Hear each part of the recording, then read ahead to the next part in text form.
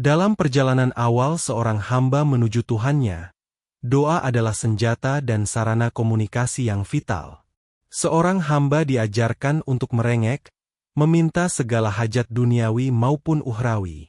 Namun, seiring menipisnya hijab antara hamba dan Sang Pencipta, timbullah kesadaran baru. Kesadaran bahwa keinginan-keinginan yang terucap dalam doa seringkali masih bercampur dengan hawa nafsu yang tersamar. Seorang salik mulai bertanya pada dirinya sendiri, apakah yang aku minta ini benar-benar kebutuhan jiwaku, ataukah hanya keinginan egoku untuk mendapatkan kenyamanan? Ketika cahaya makrifat mulai menerangi relung hati, seorang hamba menyadari bahwa Allah memiliki sifat Al-Alim, Maha Mengetahui, dan Al-Hakim, Maha Bijaksana. Keyakinan ini bukan sekedar hafalan sifat 20, melainkan keyakinan yang menghunjam di dada, hakul yakin. Ia sadar bahwa Allah telah menuliskan skenario terbaik di Lauhul Mahfudz jauh sebelum ia diciptakan. Keyakinan inilah yang membuatnya menahan lisan untuk meminta perubahan skenario. Fase ini adalah transisi dari hamba yang menuntut menjadi hamba yang mengamati. Ia tidak lagi sibuk mendikte Tuhan dengan daftar keinginan, melainkan sibuk menyaksikan, musyahadah, bagaimana Allah menggelar sifat-sifatnya dalam kehidupannya. Ia percaya bahwa pemberian Allah tanpa diminta adalah jauh lebih mulia dan tepat sasaran dibandingkan apa yang ia minta dengan akalnya yang terbatas. Maka, ada kalanya doa, dalam artian permintaan spesifik, menjadi tidak utama lagi. Yang menjadi utama adalah keyakinan total bahwa apa yang sedang terjadi detik ini, entah itu nikmat atau sengsara, adalah komposisi terbaik yang diracik oleh Sang Maha Tabib untuk kesehatan ruhaninya. Ia melampaui keinginan pribadi menuju samudra kepercayaan yang tenang. Dalam etika pergaulan duniawi, jika kita bertamu ke rumah seorang tuan yang sangat dermawan dan sangat paham selera kita, maka meminta-minta hidangan khusus bisa dianggap kurang sopan. Demikian pula adab seorang arif billah, orang yang mengenal Allah. Ketika ia telah tenggelam dalam cinta dan kedekatan, ia merasa malu untuk mengangkat tangan dan meminta sesuatu yang sifatnya mengatur Tuhan.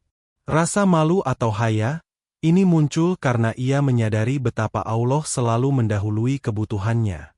Sebelum ia merasa lapar, Allah telah sediakan rezeki. Sebelum ia bernafas, Allah telah sediakan udara. Meminta sesuatu seolah-olah menyiratkan keraguan bahwa Allah mungkin lupa atau lalai mengurus hambanya. Padahal, Allah tidak pernah mengantuk dan tidak pernah tidur. Bagi para kekasih Allah, diam di hadapan ketentuannya adalah puncak sopan santun.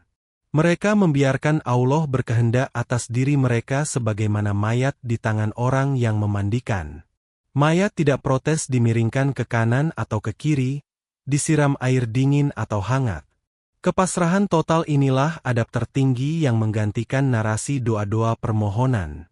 Adab ini bukan berarti mereka sombong tidak butuh Tuhan, justru sebaliknya. Karena saking butuhnya dan saking percayanya, mereka menyerahkan remote control kehidupan sepenuhnya kepada Allah. Biarlah Sang Kekasih yang menentukan menu kehidupan hari ini, karena pilihan kekasih pasti yang paling indah bagi Sang Pecinta. Jangan dikira bahwa mereka yang diam tidak berdoa adalah orang yang pasif. Sesungguhnya, di balik diamnya lisan mereka, terdapat gemuruh ombak penyerahan yang dahsyat di dalam hati. Diam mereka adalah aktivitas batin yang sangat intens. Mereka sibuk menata hati agar tidak ada sebersit pun protes atau itirat terhadap takdir yang sedang berjalan. Diamnya lisan seorang ahli makrifat adalah zikir yang hening. Hati mereka terus bergetar menyelaraskan frekuensi dengan kehendak ilahi. Jika lisan berdoa meminta, "Ya Allah, sembuhkan sakitku," maka hati ahli makrifat berkata, "Ya Allah, jika sakit ini membuatku lebih dekat pada MU, maka aku ridho menerimanya." Doa mereka bertransformasi dari permintaan sembuh menjadi permintaan ridho. Kondisi ini sering disebut sebagai tafwid, yaitu menyerahkan urusan bulat-bulat. Seperti seorang bayi yang berada dalam gendongan ibunya. Bayi itu tidak perlu berteriak meminta perlindungan dari panas atau dingin, karena pelukan ibunya sudah menjamin itu semua. Diamnya bayi dalam pelukan adalah bentuk kepercayaan mutlak pada kasih sayang sang ibu. Maka, ketika seorang hamba sampai pada titik ini, kata-kata menjadi miskin makna. Bahasa langit tidak lagi membutuhkan huruf dan suara. Bahasa antara hamba dan Tuhan menjadi bahasa rasa, zauq. Doa bukan lagi proposal permintaan, melainkan sinyal cinta yang dipancarkan melalui kepasrahan yang tulus. Manusia seringkali tertipu oleh pengetahuannya yang dangkal. Kita sering meminta kekayaan, padahal mungkin kekayaan itu yang akan membinasakan kita. Kita meminta jabatan, padahal mungkin jabatan itu yang akan menjerumuskan kita ke neraka. Seorang yang telah mengenal Allah menyadari sepenuhnya akan kebodohan dirinya dalam melihat masa depan. Dalam ilmu tasawuf, ini adalah kesadaran akan sifat fakir, sangat butuh, dan jahil, bodoh, di hadapan Al-Ghani, Maha Kaya, dan Al-Alim, Maha Tahu. Karena sadar dirinya bodoh tentang apa yang terbaik bagi masa depannya, maka ia berhenti mendikte Tuhan. Ia takut jika doanya dikabulkan justru menjadi istidraj, jebakan, yang menjauhkan dirinya dari Sang Pencipta. Kesadaran ini membuat seorang hamba menarik diri dari keinginan mengatur takdir. Ia membiarkan Allah yang menjadi sutradara tunggal. Ia sadar bahwa skenario yang dibuat oleh akalnya sangatlah rapuh dan penuh cacat. Sedangkan skenario Allah pasti presisi, adil, dan penuh hikmah, meskipun seringkali terasa pahit di awal. Berhenti berdoa meminta hal spesifik di sini adalah bentuk pengakuan akan kelemahan diri. Ya Allah, aku tidak tahu apa-apa, Engkaulah yang Maha Tahu. Maka pilihlah untukku apa yang Engkau ridha. Inilah doa yang sebenarnya, doa yang bukan meminta barang, tapi meminta pilihannya. Teladan agung dalam makam ini adalah Nabi Ibrahim. Saat beliau diikat dan dilemparkan ke dalam api yang berkobar, malaikat Jibril datang menawarkan bantuan. "Apakah engkau butuh pertolonganku?" tanya Jibril. Nabi Ibrahim menjawab dengan kalimat yang menggetarkan arsy, "Hasbunallah wa ni'mal wakil, cukuplah Allah bagiku dan Dia sebaik-baik pelindung." Beliau melanjutkan, "Pengetahuannya tentang kondisiku sudah mencukupiku dari meminta-minta kepada selainnya, bahkan meminta doa sekalipun." Nabi Ibrahim tidak berdoa, "Ya Allah, padamkan api ini," atau, "Ya Allah, selamatkan aku." Beliau memilih diam dalam keyakinan. Beliau yakin Allah melihatnya, Allah tahu panasnya api itu, dan Allah tahu ketidakberdayanya. Jika Allah berkehendak dia terbakar, dia ridho. Jika Allah berkehendak dia selamat, dia bersyukur. Sikap inilah yang membuat api menjadi dingin. Bantuan Allah turun bukan karena rengekan permintaan, tapi karena keteguhan tauhid dan penyerahan diri. Hai api, jadilah dingin dan keselamatan bagi Ibrahim. Perintah itu turun langsung dari langit tanpa perlu proposal doa yang panjang lebar.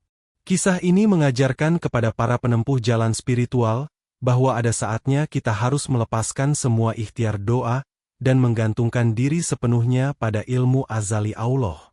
Keyakinan bahwa, Dia tahu aku sedang sakit susah, sudah cukup menjadi obat penenang jiwa, tanpa perlu mendesaknya untuk segera merubah keadaan. Bagi orang awam, musibah adalah bencana yang harus segera dihilangkan lewat doa tolak bala. Namun bagi ahli makrifat, musibah dan ujian seringkali dipandang sebagai sapaan mesra dari kekasih. Mungkin selama ini hamba tersebut terlalu sibuk dengan dunia, sehingga Allah memberinya sedikit cubitan sayang agar ia kembali menoleh kepadanya. Jika seorang hamba memandang sakit, kemiskinan, atau kehilangan sebagai bentuk perhatian khusus dari Allah, maka lantas untuk apa ia berdoa memintanya hilang? Bukankah meminta ujian hilang sama saja dengan mengusir perhatian kekasih? Disinilah logika cinta ilahiyah bekerja, yang seringkali bertentangan dengan logika akal manusia biasa. Mereka menikmati rasa sakit itu sebagaimana mereka menikmati rasa nikmat, karena keduanya datang dari tangan yang sama, tangan yang Maha Pengasih. Mereka tidak berdoa untuk kesembuhan, tapi mereka berdoa agar diberi kekuatan untuk menikmati rasa sakit itu sebagai bentuk penghambaan. Tentu ini adalah tingkatan yang tinggi dan berat. Namun inilah realitas para wali. Doa mereka bukan lagi untuk mengubah keadaan luar, melainkan untuk mengubah persepsi dalam. Mereka tidak minta hujan berhenti, tapi mereka minta agar bisa menari dalam hujan rahmat-Nya, apapun bentuk hujan itu. Puncak dari perjalanan ini adalah fana, yaitu leburnya ego dan keakuan. Selama masih ada aku yang ingin ini dan itu, berarti masih ada jarak antara hamba dan Tuhan. Doa permohonan seringkali menjadi bukti bahwa aku masih hidup dan masih punya keinginan. Aku ingin kaya, aku ingin sehat. Siapakah aku? Ini yang berani punya keinginan di hadapan raja di raja? Ketika seorang hamba mencapai makam fana, ia tidak lagi merasa memiliki kehendak. Kehendaknya telah lebur ke dalam kehendak Allah. Ia menjadi seperti wayang yang digerakkan oleh dalang. Wayang tidak punya doa, wayang tidak punya protes. Wayang hanya bergerak mengikuti irama tangan dalang dengan penuh harmoni.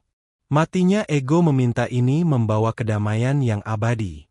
Tidak ada lagi rasa kecewa karena doa tak terkabul, sebab ia memang tidak meminta apa-apa.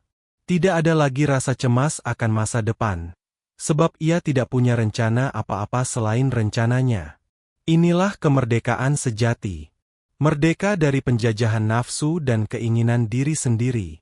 Di makam ini, doa bukanlah kata-kata, melainkan keberadaan, eksistensi, hamba itu sendiri yang senantiasa selaras dengan takdirnya. Hidupnya adalah doa yang hidup, geraknya adalah zikir yang nyata. Pada akhirnya, tujuan dari tidak meminta adalah mencapai makam ridho. Rasulullah pernah bersabda bahwa siapa yang ridho kepada Allah sebagai Tuhannya, Islam sebagai agamanya, dan Muhammad sebagai nabinya, maka ia telah merasakan manisnya iman. Ridho kepada Allah berarti ridho pada semua perlakuan Allah kepadanya. Hamba yang ridho adalah hamba yang tersenyum saat diberi nikmat dan tetap tersenyum saat diberi sengsara. Hatinya stabil, tidak terombang-ambing oleh gelombang kehidupan. Ia telah sampai di pelabuhan ketenangan. Doanya telah berubah menjadi pujian dan syukur semata. Alhamdulillah, ala kulli hal. Segala puji bagi Allah atas segala keadaan. Ia menyadari bahwa tugasnya sebagai hamba hanyalah menghamba, bukan mengatur Tuhan. Dan tugas Tuhan adalah mengurus hambanya. Pembagian tugas ini sudah sangat jelas baginya. Maka ia fokus pada tugasnya, ibadah dan pasrah, dan membiarkan Allah fokus pada haknya, mengatur alam semesta. Di titik inilah, doa bukan lagi yang utama, karena yang utama adalah hubungan itu sendiri. Hubungan yang didasari rasa percaya, cinta, dan penerimaan tanpa syarat. Ya Allah, Engkau adalah Engkau, dan aku adalah aku. Cukuplah Engkau bagiku. Itulah akhir dari segala kata dan awal dari keabadian rasa.